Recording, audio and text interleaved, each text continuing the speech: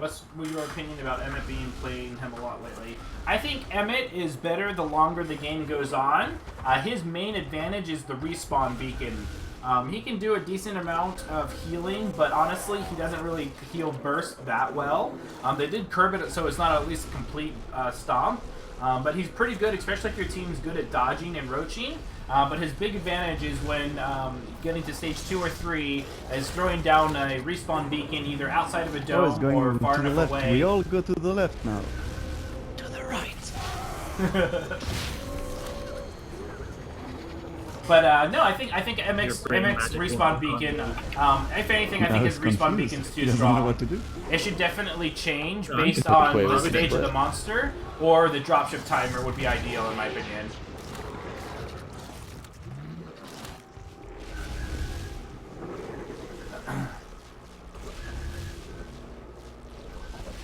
Okay, so monster going down to the beach. When you're cutting people off, remember you always want to cut 2 people each direction, and then basically find signs of life and then work from there. You don't want to have everyone kind of go in one quadrant. You want to cut off where the monster could go. So if you know the monster, for instance, is going this way, you want to cut somebody here, and you want to cut somebody here. Now I feel better. It's not just me. So monster, a little bit about halfway through, might actually catch up to the support right now. Monster going, interesting, he might try and juke back the other way. I think he's going to get caught here and domed in just a second. Yep. But don't throw the dome just yet, wait for the rest of your team to get a little bit closer, and now throw. He's right here. No! Cutting back the cave. Remember, if the monster's close by, always ping or shoot, because that's how you're going to go ahead and get a dome prompt.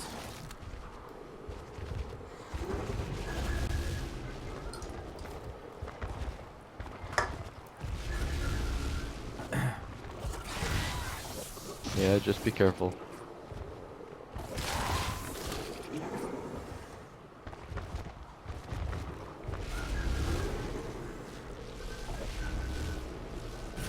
Oh, and here we go. Monster going to be able to evolve in the caves. Probably just going to go ahead and evolve. No reason not to. Yep.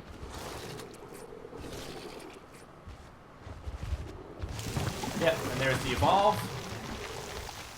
Just stay on here. Oh, yep. We could Trapper catch might do a him little now bit that of he's shooting. got no ammo. Yeah. And there's not a good place to stay. Okay, so the deployable, so Yeah. Bucket really needs to worry about his careful, deployables, so make Trapper. sure always put him far away.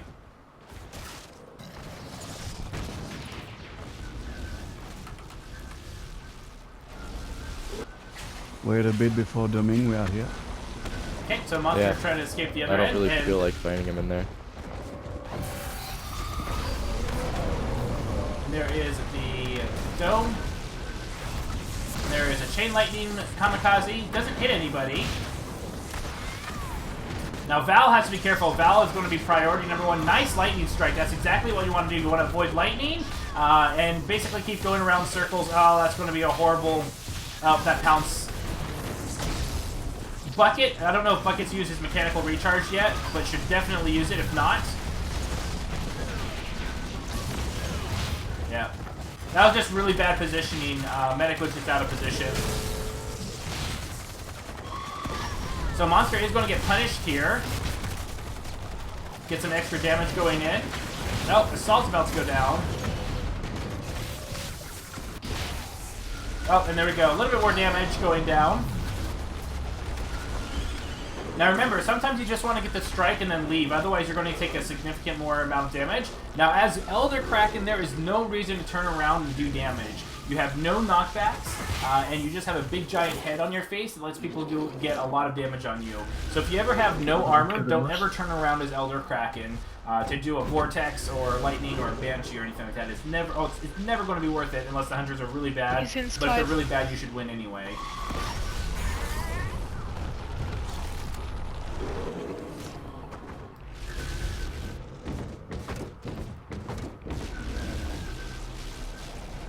And here we go, heading south back towards the beach area.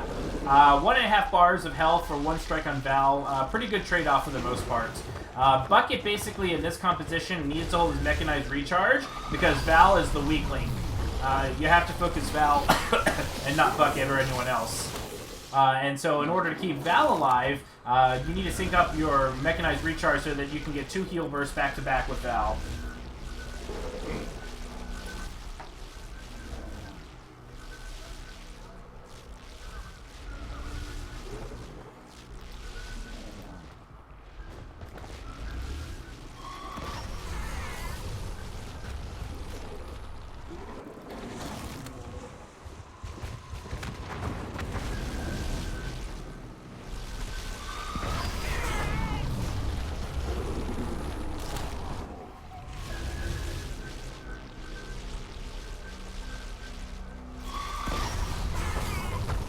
Okay, so Hunter team, again, a little close together, really need to kind of fan out more, and remember, it's all about herding and corralling the monster and not just chasing it. Otherwise, you will never get a dome up in time.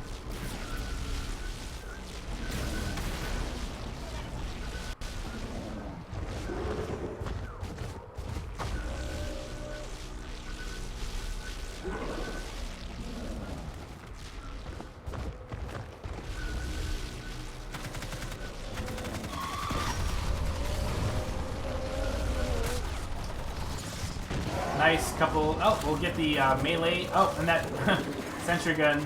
Not really shooting the monster. Apparently it's missing at point blank. And he does get the melee, slows down the hunter's buff.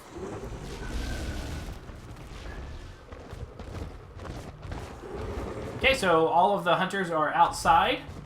Now they would like to. I'd like to see them fan out a bit more. It looks like the assault's going to get pounced. Yep. Again, be very careful about positioning. You need to make sure that you're not being super aggressive. And once again, they're fighting the monster. I like that they're holding the dome. They're holding the dome to see if they can get. And Val is out of position. Come to me, boy. Okay. There we go. Let's go ahead and throw the heal or the dome. Dome. There we go. Nice area to work with. Pretty far and open. Basically, you want to make sure that... Oh, and the monster cannot get through here. So the monster's in a little cubby hole. Renegade can probably just keep on checking with grenades.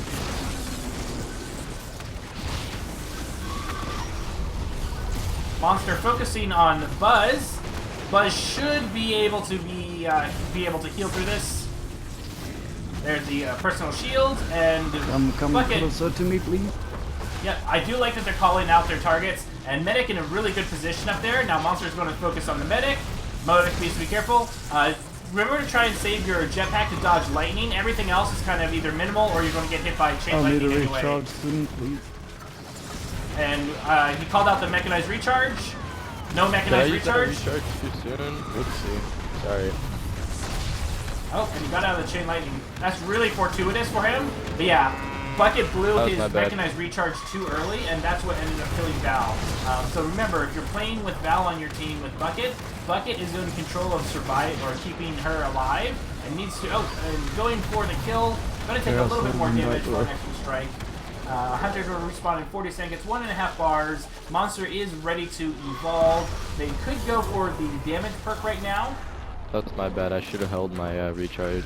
I thought you already used your burst steal, so. But yeah, Josie, yeah. So whenever there's a bucket, you always have to be very careful about getting that mechanized recharge going.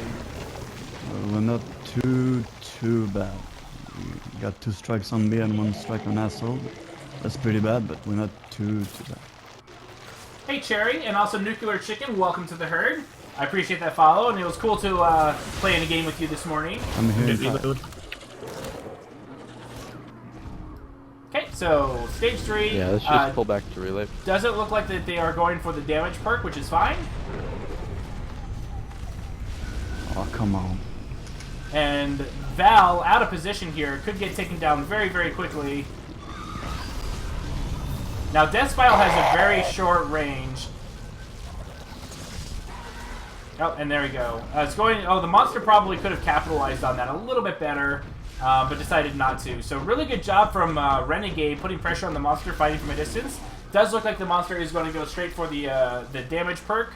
going to probably take off another 30 seconds, but it is going to allow the hunters time to set up. So let's go ahead and see how they're setting up. So where are your turrets? So there's a turret over there. There's... Okay, so first of all, the turret should be between the monster and where the monster wants to go. So the rest of the team should be back here in their positions, and the monster has to fly over the turrets, take some damage, and then you fight around them after the fact. But you don't want to put the... You don't want to be camping near the Spread out the as turrets. much as you can. Yeah, they should be definitely be spreading out a bit more. Needs to touch only 1, maybe 2%. Yeah. Okay, now Val is the big weak link. Val, I like that Val is very far behind, and that the Assault and Trapper are separating between Bucket and Val. Very good job there. This is all going to come down to... Oh, Ryder or Zyder is going to get knocked off. No line of sight for the heals. Trapper needs to go back towards Medic. There we go. Going back. Now, Support needs to be do a good job and call out when he's going to use Mechanized for Val, because Val is going to need it pretty soon, actually. Nope, and no Mechanized. So GG, Monster did a good job. It was really, Bucket was really needed to be on point with those Mechanized recharges to keep Val alive as much as possible. So, GG.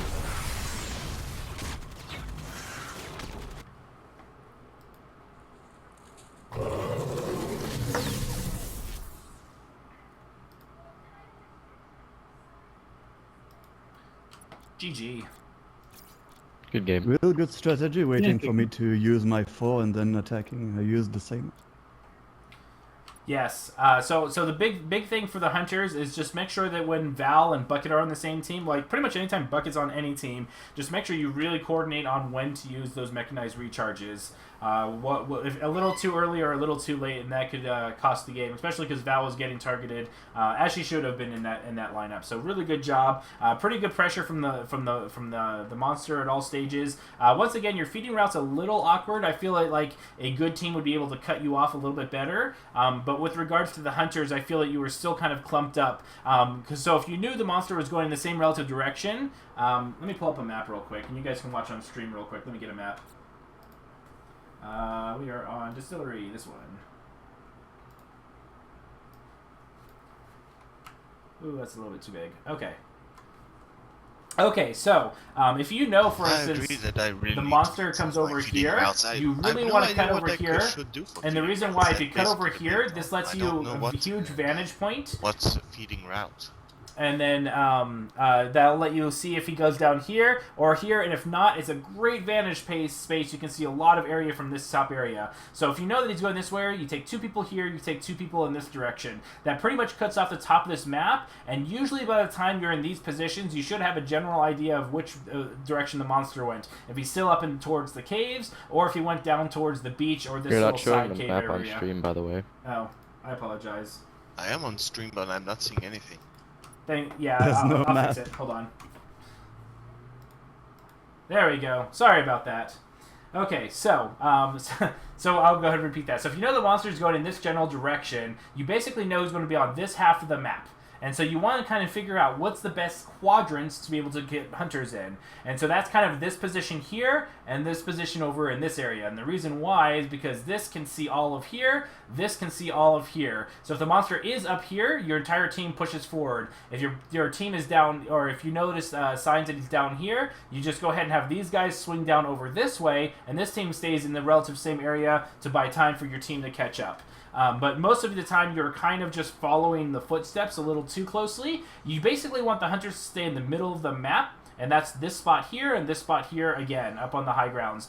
This area, you can see a lot of ground. You can see into the cave. You can see up here towards the entrance of this cave, and you can see right around here for signs of wildlife abuse, deaths, and all that kind of stuff. And then you just wait for the scanner to push in once you know he's in a certain quadrant. But you definitely want to make sure that you split a little bit harder in pairs, especially when you know he's going in a certain relative direction. For instance, like he was going like this and then went around here. together, but by the time like he was down here, you guys were up here, and you were all really close together. So not only were you not like limited in your line of sight, like maybe someone could see here, someone could see here, someone could hear. Like that's a very small portion of the map. Whereas if you came over here and you had somebody up on the high ground, you could see all of this area. If somebody over here could see all of this area, and then if you're over here, you can see all of this area, and then all of this area. So that makes a huge difference when you fan out. And so, especially at stage 1, you don't have to worry too much by sticking close together with like in pairs. And the pairing doesn't really matter, like assault, medic, trapper, support. Doesn't really matter who the 2 pairs are, just as long as you're close enough to not get pounced. And then if you do get attacked, if the monster is running away, then you can keep eyes on it. You don't want to dome, of course, until the rest of your team catches up. But if the monster does engage you, then you meet in the middle ground, which would be this team comes in here, and then this team swings over here, and then you dome sometime around this area if the monster wants to go ahead and play with your food. So make sure you're following those cuts a little bit harder, especially when the monster is going the same relative direction with their feeding routes, if that makes sense. But otherwise, good job overall. I think that mostly the out of position areas was mostly amplified because Val just needed a couple more heal bursts from buckets. But otherwise, good job. There were a lot of good lightning strike dodges. There wasn't a lot of any other things on the hunter side that I could say. But otherwise, just really solid play all around. So GG, and we'll go ahead and then rotate out the next group.